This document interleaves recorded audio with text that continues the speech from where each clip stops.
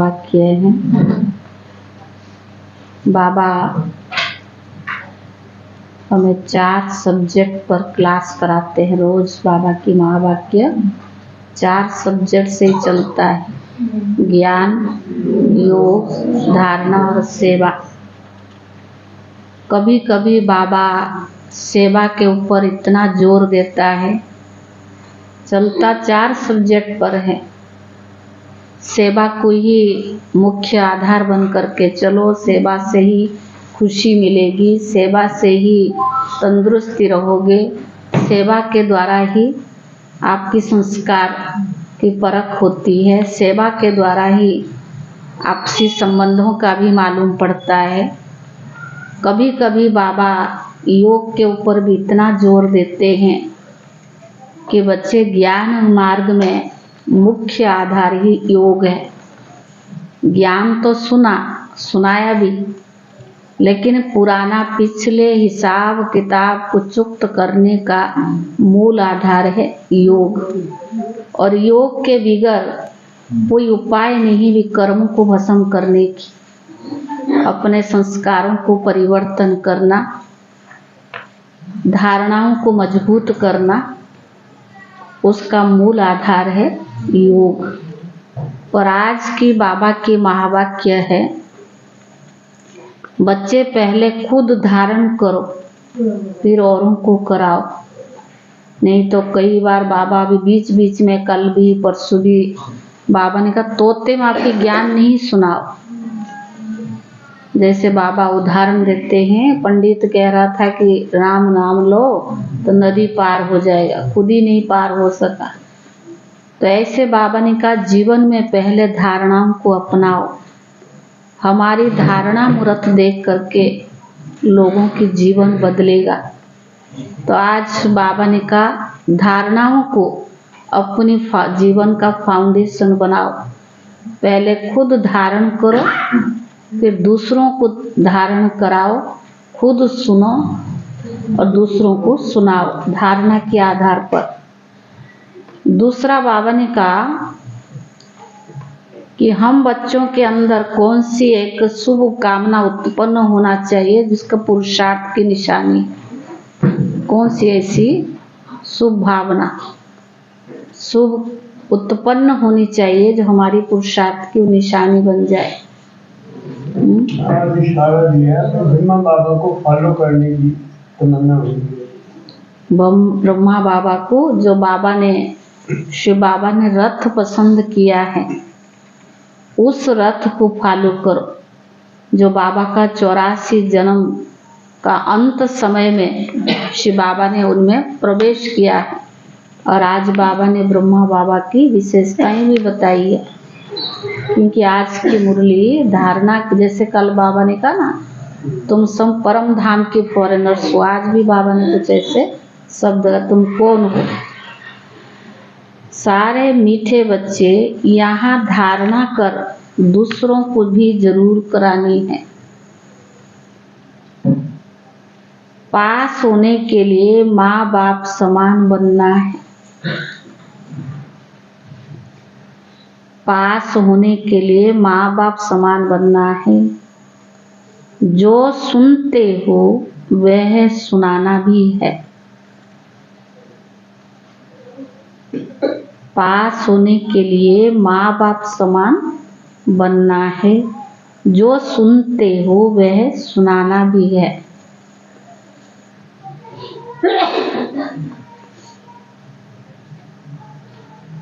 प्रश्न है, बच्चों में कौन सी शुभ कामना उत्पन्न होना भी अच्छे पुरुषार्थ की निशानी है। बच्चों में कौन सी शुभ कामना उत्पन्न होना भी अच्छे पुरुषार्थ की निशानी है। उत्तर है, बच्चों में यदि यह शुभ कामना रहती है कि हम माता पिता को फॉलो कर गद्दी पर बैठेंगे, हम माता पिता को फॉलो कर गद्दी पर बैठेंगे, तो ये बहुत अच्छी हिम्मत है।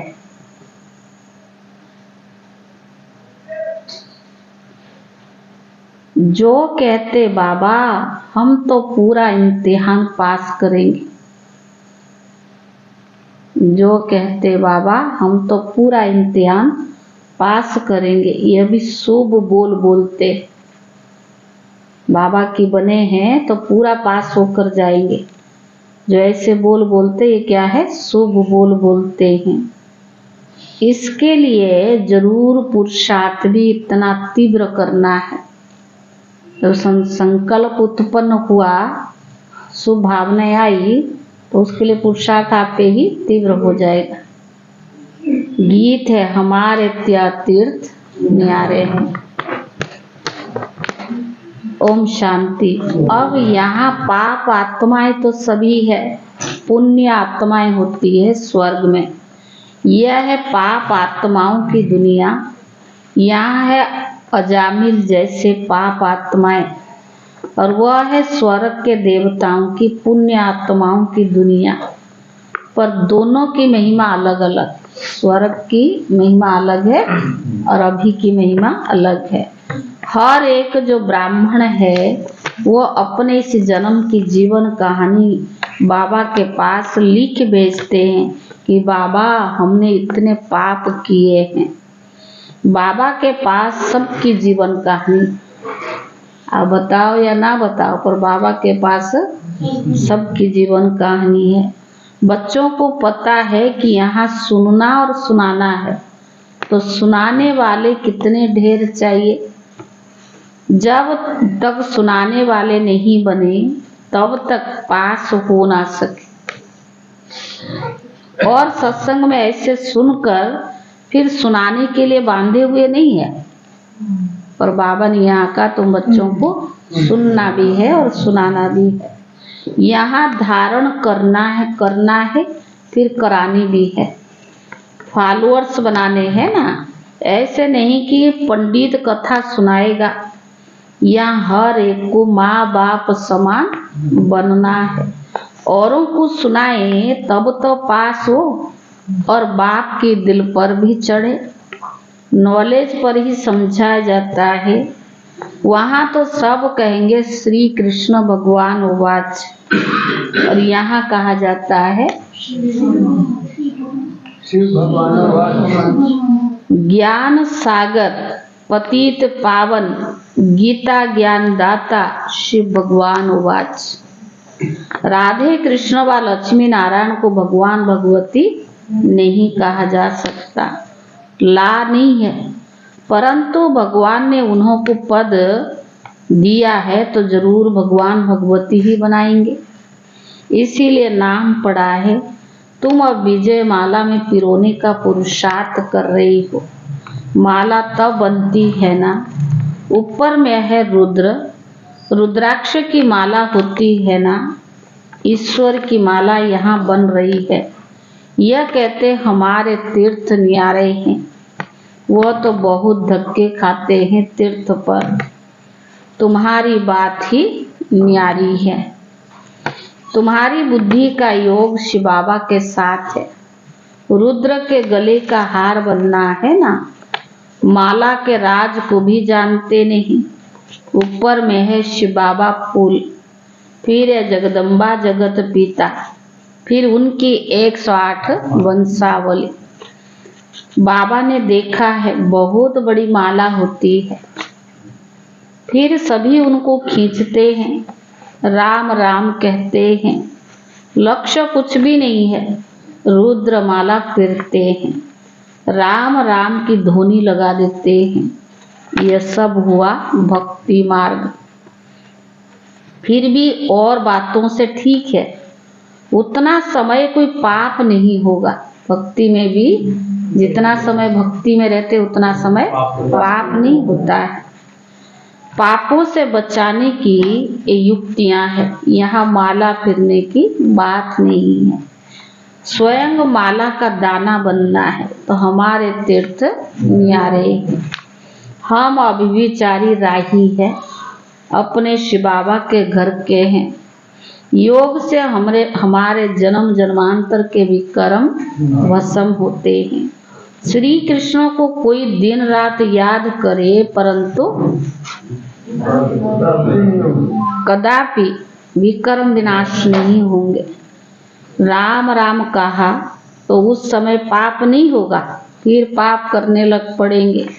ऐसे नहीं, पाप कटते हैं, आयु बढ़ती है। राम राम कहने से पाप करते या आयु बड़ी होती है। यहाँ योग बल से तुम बच्चों के पाप भस्म होते हैं और आयु बढ़ती है। जन्म जन्मांतर के लिए आयु अविनाशी हो जाती है। मनुष्य से देवता बनना, इसको ही जीवन बनाना कहा जाता है। देवताओं की कितनी महिमा है। अपने को कहेंगे हम नीच पापी है, तो जरूर सब ऐसे होंगे ना। गाते भी है, मुझ निर्गुण हार में कोई गुण नहीं, आप ही तरस पर आई। यह परमात्मा की महिमा करते हैं। वह तुमको सर्वगुण संपन्न श्री कृष्ण समान बना देते हैं। तुम अब बन रही हो, इसके आगे कोई गुण नहीं है। एक निर्गुण बालक की संस्था भी है, पर अर्थ नहीं समझते हैं। निर्गुण किसको कहते हैं? कोई गुण नहीं, पर है तो सही ना, किसी में ना कोई गुण तो एक तो है ही। परंतु बाबा ने कहा, तुम बच्चे जानते हो श्री कृष्ण व लक्ष्मी नारायण के गुणों की ही महिमा गाते हैं। सर्वगुण संपन्न, संपूर्ण निर्विकारी, मर्यादा पुरुषोत्तम। अब फिर तुम बन रही हो, और कोई सत्संग ऐसा नहीं होगा जहाँ ऐसा कहे। यहाँ बाबा पूछते, तुम लक्ष्मी नारायण को बरेंगे या राम सीता को? हाँ? राम सीता को नहीं। वो तो पुरुषार्थ पे डिपेंड है। मैं राम सीता करूँगा, राम सीता बनूंगा, पुरुषार्थ है। यहाँ पर लक्ष्य तो रखना पड़ेगा ना, पुरुषार्थ करना पड़ेगा। तो बाबा ने कहा, बच्चे भी बेसमझ तो नहीं है, झट कह देते बाबा हम तो पूरा इम्तिहान जरूर पास करेंगे। शुभ बोलते हैं ना, परंतु ऐसे नहीं कि सभी एक समान बन सकेंगे। फिर भी हिम्मत दिखाते। मम्मा बाबा है, शिव बाबा के मुरब्बी बच्चे, हम उनको पूरा फॉलो कर गद्दी पर बैठेंगे। ये शुभ कामना अच्छी है, फिर इतना पुरुषार्थ भी तो करना चाहिए ना। इस समय का पुरुषार्थ कल्प कल्प का बन जाएगा, गारंटी हो जाएगी। अब के पुरुषार्थ से पता पड़ेगा कि कल्प पहले भी ऐसा ही किया था। कल्प कल्प ऐसा ही पुरुषार्थ चलेगा। अब जब इम्तिहान होने का समय होता है तो पता पड़ जाता है कि हम कहाँ तक पास होंगे। टीचर को झट पता लग जाता है। यह है नर से नारायण बनने की गीता पाठशाला। और गीता पाठशाला ऐसे कभी नहीं कहेंगे कि हम नर से नारायण बनने आए हैं। ना टीचर ही कह सकते कि मैं नर से नारायण बनाऊंगा। पहले टीचर को नशा चाहिए कि मैं फिर से नर से नारायण बनूंगा। गीता के प्रवचन करने वाले तो ढेर होंगे, परंतु कहाँ भी ऐसे नहीं कहेंगे हम शिव बाबा द्वारा पढ़ते। गीता पाठी तो बहुत है, गीता सुनाते भी है, लेकिन कोई नहीं कह सकता कि हमें शिव बाबा पढ़ाते हैं। तो बाबा ने कहा, वह तो मनुष्य द्वारा पढ़ते हैं, तुम जानते हो ऊंचते ऊंचा है शिव परमात्मा, जो स्वर्ग का रचयिता है और नॉलेजफुल भी है। वही आकर पतितों को पावन भी बनाते हैं। गुरु नानक ने भी उनकी महिमा गाई है, जप साहेब को तो सुख मिले। अब तुम जानते हो ऊंचते ऊंचा सच्चा साहेब तो वह है। वह खुद कहते मुझ बाप को याद करो। मैं तुम्हें सच्ची अमर कथा तिजरी की कथा सुनाता हूँ। तो ये नालिश तो तीसरा नेत्र मिलने की व नर से नारायण बनने की है पतित है पार्वती में अमर कथा तुमको अमरनाथ तुमको अमर कथा सुना रहा हूँ। ऊंचते ऊंचा शिव बाबा है, फिर ब्रह्मा विष्णु शंकर, फिर स्वर्ग में लक्ष्मी नारायण, फिर चंद्रवंशी नंबरवार चले आओ। समय भी सतो रजो तमो होता है, पर ये बातें और कोई नहीं जानते हैं। बाबा बहुत गुह्य बातें सुना रही हैं। आत्मा में अविनाशी पाठ है, एक एक जन्मों का पाठ भरा हुआ है, वह कभी विनाश को नहीं पाता है। बाप कहते मेरा पाठ भी भरा हुआ है। मैं सुख धाम में रहते हूँ, तुम सुख धाम में रहते हो, तो मैं फिर शांति धाम में रहता हूँ। सुख और दुख तुम्हारे नसीब में है। सुख और दुख में कितने कितने जन्म मिलते हैं वो भी समझा दिया है। मैं तुम्हारा निष्कामी बाप हूँ, तुम सबको स्वर्ग का मालिक बनाता हूँ। अगर मैं भी पतित बनूं तो तुमको पावन कौन बनाएगा? सभी की पुकार कौन सुने? तो पतित पावन किसको कहें फिर? हाँ, फिर अगर ऐसे हो तो पतित पावन कौन रहे? यह बाप समझाते हैं। कोई गीता पाठी ऐसे नहीं समझा सकते। वो तो त्रिलोकी का अर्थ भिन्न भिन्न प्रकार से करते हैं। मनुष्य कहते वेद शास्त्र में भगवान से मिलने का रास्ता मिलता है। बाप कहते ये सब शास्त्र है भक्ति मार्ग के लिए, ज्ञान मार्ग वालों के लिए शास्त्र तो है नहीं। ज्ञान सुनाने वाला ज्ञान सागर में हूँ, बाकी सब है भक्ति की सामग्री। मैं ही आकर इस ज्ञान से सर्व की सदगति देता हूँ। वह तो समझते बुदबुदा पानी से निकल फिर समा जाता है, परंतु मिलने की बात तो ही नहीं। अगर इमाटल है वह फिर जलती कटती नहीं, घटती भी नहीं। बाप इन सब बातों की समझानी देते। बाबा ये छोटी छोटी बातें भी बच्चों को समझाता है। तुम बच्चों के पैर से चोटी तक खुशी रहनी चाहिए। कितनी खुशी रहनी चाहिए? कितना रहता है? बीच तक। ये क्या बात हुई? वो भी स्थूल है, तुम्हारी खुशी अलग चीज है। अंदरूनी खुशी होती है। किसी को कोई मर गया वो हंस है, यानी मैं यहाँ डांस देख कर खुश हो गया, ये खुशी नहीं वापस आता। आत्मी के अंदर आत्मा को आंतरिक खुशी होती है ना, वो अलग होता है। तो बाबा ने कहा परंतु मिलने की बात नहीं, आत्मा तो इमाटल है। इम्तिहान बाबा ने कहा हम योग बल से बाप इन सब बातों को समझानी देते हैं। तुम बच्चों को खुशी भी नंबरवार है, एक रस हो ही नहीं सकता। खुशी कितनी रहनी चाहिए? सिर से पैर तक, पर सबको एक रस नहीं रहती। इम्तिहान भले एक ही है, परंतु पास भी तो सब एक जैसा नहीं कर सकते ना, वो भी नंबरवार है। राजधानी स्थापन हो रही है, उसका प्लान बता देते हैं। सूर्यवंशी में इतनी गद्दी, चंद्रवंशी में इतनी गद्दी। जो पास होते हैं, जो ना पास होते हैं, वो दास दासी बनते। बाबा ने तो सारी बातें समझा दी। ना पास वाले तो तीर्थ मान वाले वो यहाँ सत्युग में। तो बाबा ने कहा दास दासियों से फिर नंबरवार राजा रानी भी बनते हैं।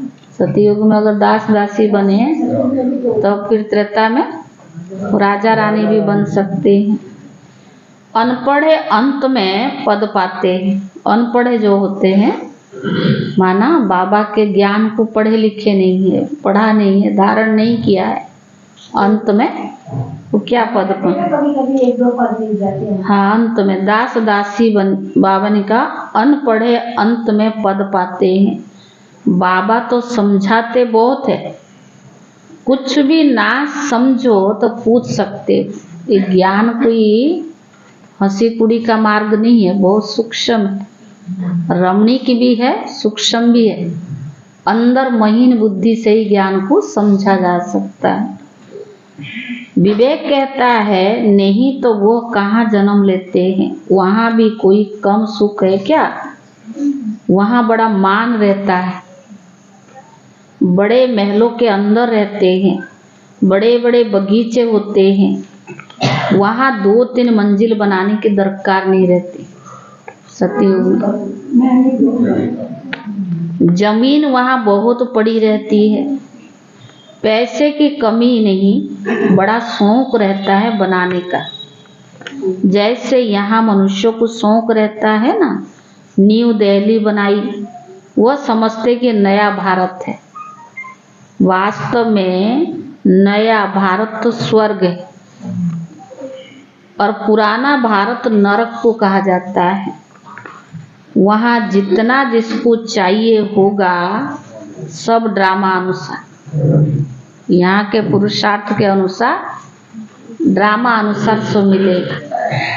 महल आदि जो क्लब पहले बनाए होंगे वह भी बनाएंगे। यह ज्ञान दूसरा कोई समझ नहीं सकता। जब तक ज्ञान को पूरा समझा नहीं तब तक समझ नहीं सकता। परंतु जिनकी तकदीर में है उनकी बुद्धि में ज्ञान बैठता है। बच्चों को पुरुषार्थ करना है, पूरा योग में रहना है। भक्ति मार्ग में श्री कृष्ण योग में ही रहते आए, स्वर्ग में मालिक तो बने नहीं। भक्ति मार्ग में श्री कृष्ण के योग में रहते आए पर स्वर्ग में मालिक तो नहीं बने। अब तो स्वर्ग तुम्हारे सामने है।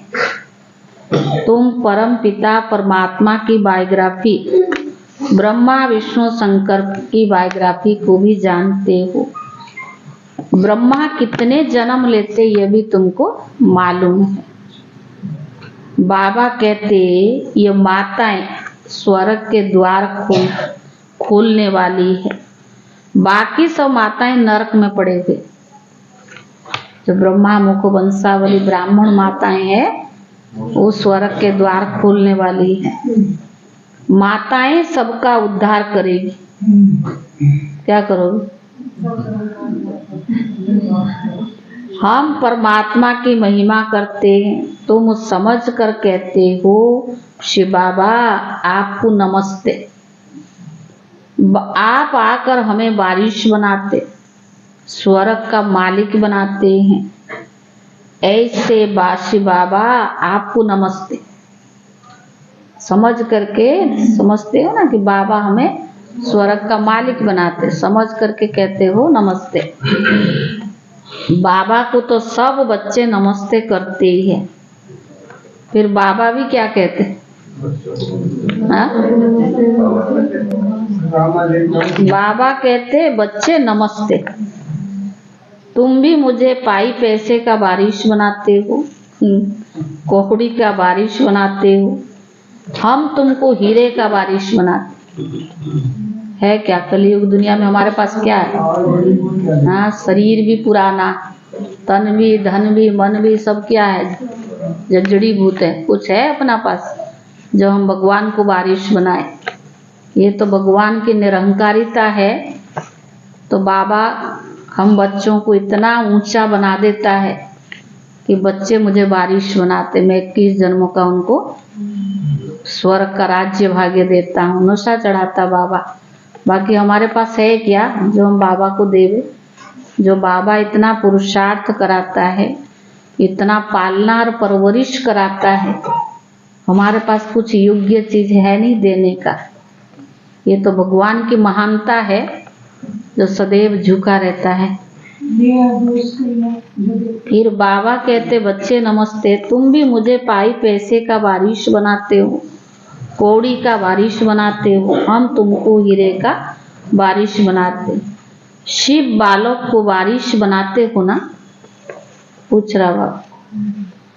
अच्छा मीठे मीठे सिकीले दे बच्चों प्रति माता पिता बाप दादा का याद प्यार और गुड मॉर्निंग, नमस्ते सलाम वालेकुम वंदे मातरम। हम बच्चों की तरफ से रूहानी बाप दादा को याद प्यार और नमस्ते। आज बाबा ने माताओं को सलाम किया है। धारणा के लिए मुख्य साधन। अभी थोड़ा सा मम्मा की क्लास भी है। माताओं को सिर से चोटी तक है, ये पैर तक है, सिर से पैर तक खुशी है, नशा है। बाबा इतना नशा चढ़ाता है भाइयों से ज्यादा माताओं को। क्या समझते हो? हाँ, हो जाए तो अच्छी बात है जी, खुशी अच्छी बात है। खुशी हो तो जहाँ जिनको समझाएंगे वो अपने आप बाबा बन जाएगा। मातेश्वरी जी के मधुर महावाक्य, नयनहीन अर्थात ज्ञान ने नयनहीन को राह बताने वाला परमात्मा। नयनहीन को राह दिखाओ प्रभु। अब ये जो मनुष्य गीत गाते हैं, नयनहीन को राह बताओ, तो गोया राह दिखलाने वाला तो एक ही परमात्मा ठहरा। तभी तो परमात्मा को बुलाते हैं। जिस समय कहते प्रभु राह बताओ, तो जरूर मनुष्यों को राह दिखाने के लिए खुद परमात्मा को निराकार रूप से साकार रूप में अवश्य आना पड़ेगा। तभी तो स्थूल में राह बताएगा, निराकार रूप से साकार रूप में अवश्य आना पड़ेगा। आने बिगर राह नहीं बता सकेगा।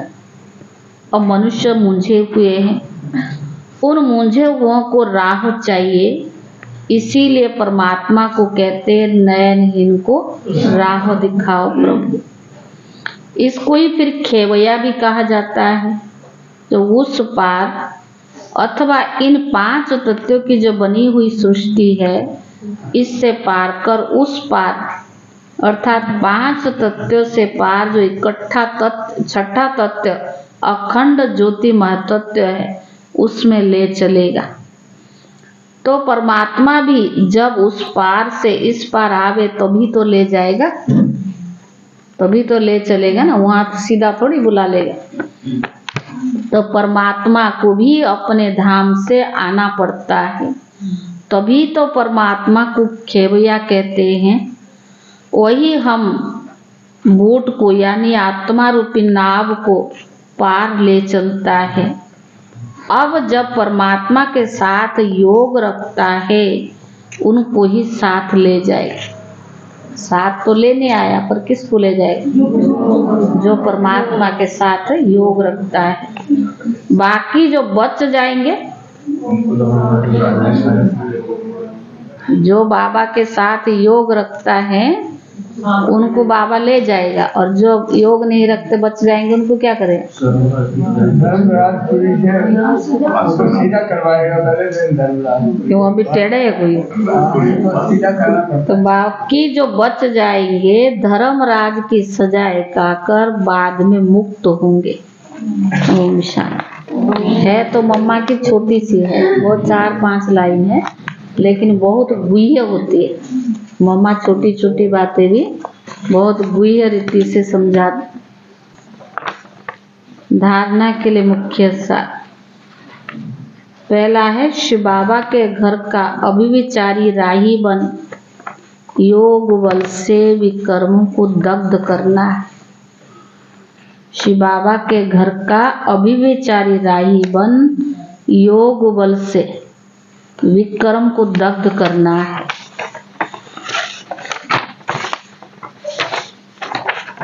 ज्ञान का सिमरण कर अपार खुशी में रहना है। ज्ञान का सिमरण कर अपार खुशी में रहना है। दूसरा,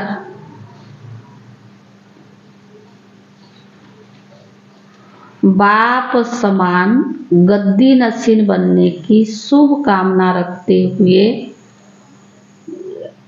बाप समान गद्दी नसीन बनने की शुभ कामना रखते हुए बाप को पूरा फॉलो करना है।